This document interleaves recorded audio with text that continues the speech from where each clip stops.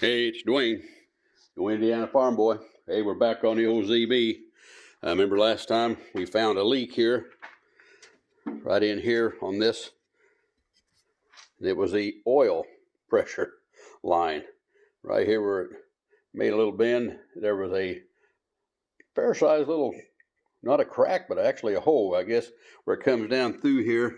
There's a little hole here, and I think through the years, its vibration, it's finally just rubbed a hole right there in the oil line, and that's where the leak was at. It was dripping down here pretty good on the floor, all around, especially after I disturbed it when we was running the new line for the temperature gauge. So I went to the hardware store. I talked to another old mechanic there, and he said, just get the plastic. I said, well, that's not correct according to the period. He said it'd be a lot easier to run. So that's what I did. I got to put a piece of plastic line in there and we'll hook that up. I got some 1/4-inch tubing, and when I priced the copper and all the fittings I would need, this is far cheaper. And I have a lot more of the 1/4-inch plastic tubing too that I can utilize. So we'll get a piece cut, get it in place, and see what happens.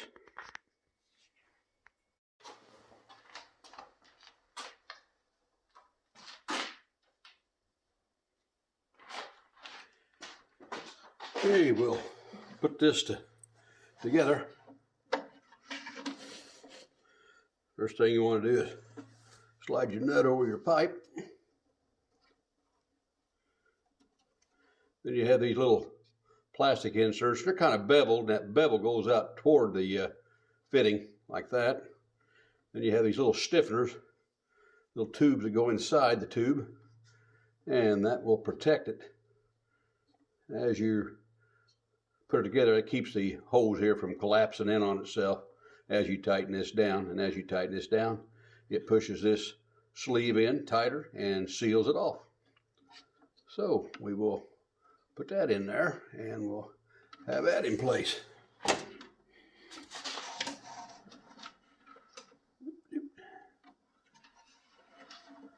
in the back side of the, there we go.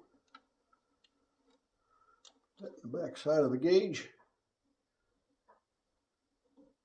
And we'll tighten that down.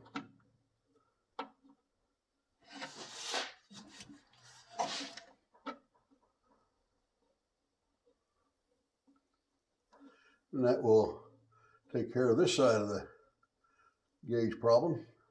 Or I guess it's the line. Takes a 1/2 inch, tighten that down.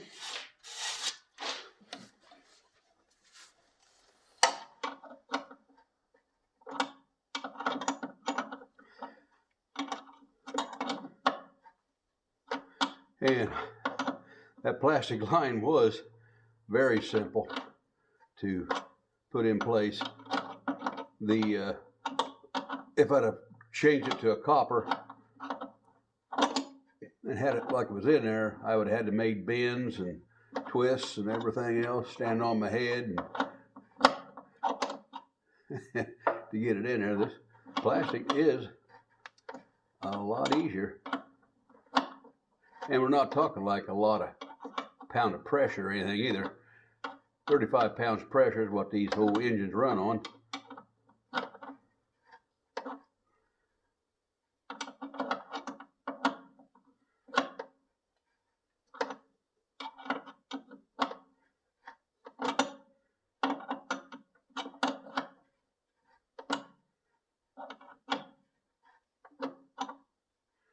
So, not going to be too bad.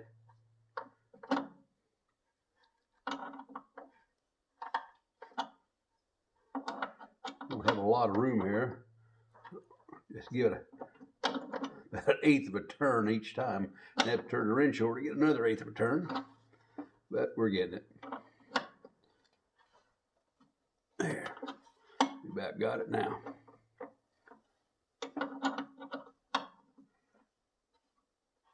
Also, I didn't care for that when I opened it up and saw that amp meter being black and all these other ones are white with an MM.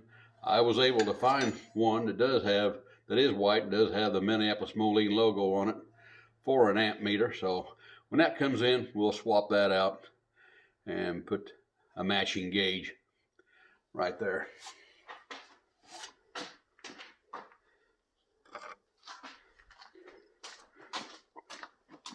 Alrighty, and you can see this trough that this all runs in. Comes down through the hole there, and we can put that back together. I didn't have to take the gas tank off doing that. If I'd have put that copper on there, I'm sure I would have had to take the gas tank off. So now I just run that in the trough, run it down here to this fitting right in here. Right in here, the fitting here, and do the same on that end, put that little stiffener in it, and the nut, the plastic ferrule, and the little stiffener tube there, and put that in and tighten it down, and we'll have her hooked up.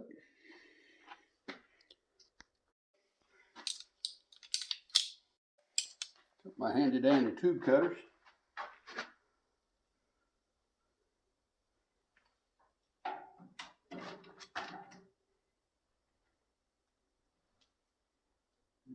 Cut her off.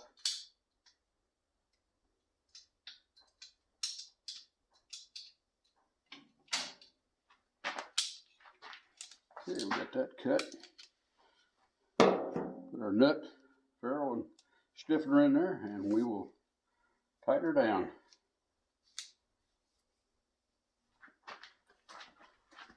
And if that doesn't work, well, what we should have.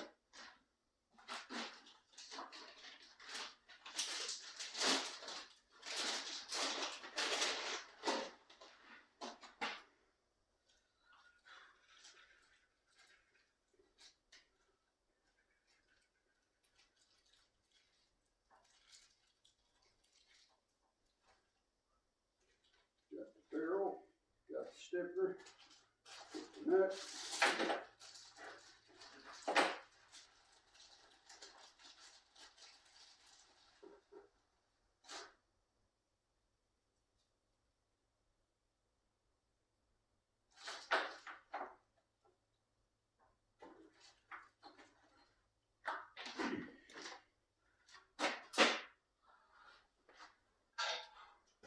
Got my 1/2-inch wrench. Alrighty, we'll put the nut,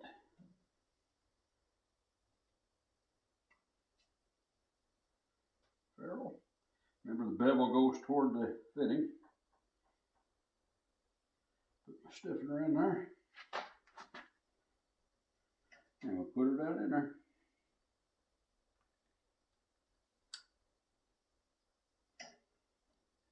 Got this hole here, just right there where you need it.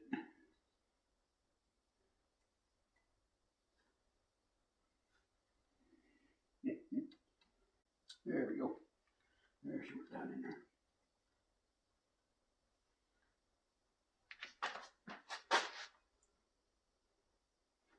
Well, that was a lot easier than what I thought it was going to be.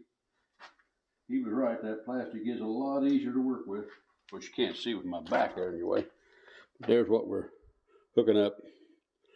We'll tighten that down, and then we'll fire it up and see how she works, see if we have any leaks, any runs, any errors, and we'll go from there.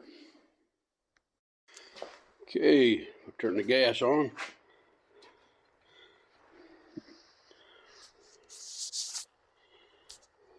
They're kind of hazy. Put my battery on.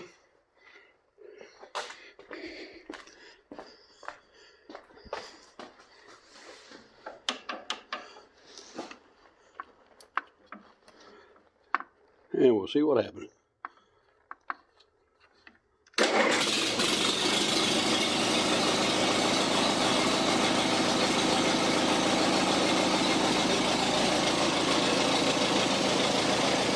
We have oil pressure.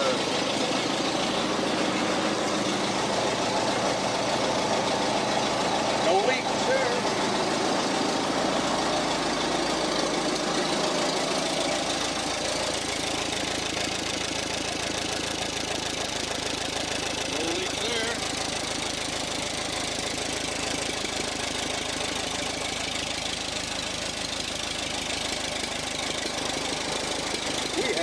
that. Well, that was a lot easier than I thought it was going to be. That may just be the way to go. Now you can paint that line and you couldn't hardly tell the difference. I can button down the gas tank now, and well, I'll wait till I get the other gauge in. I get the other gauge in. We'll get it installed.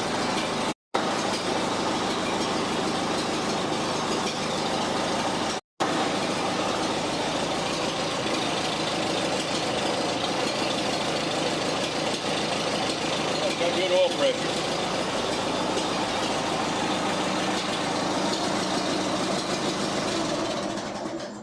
All right.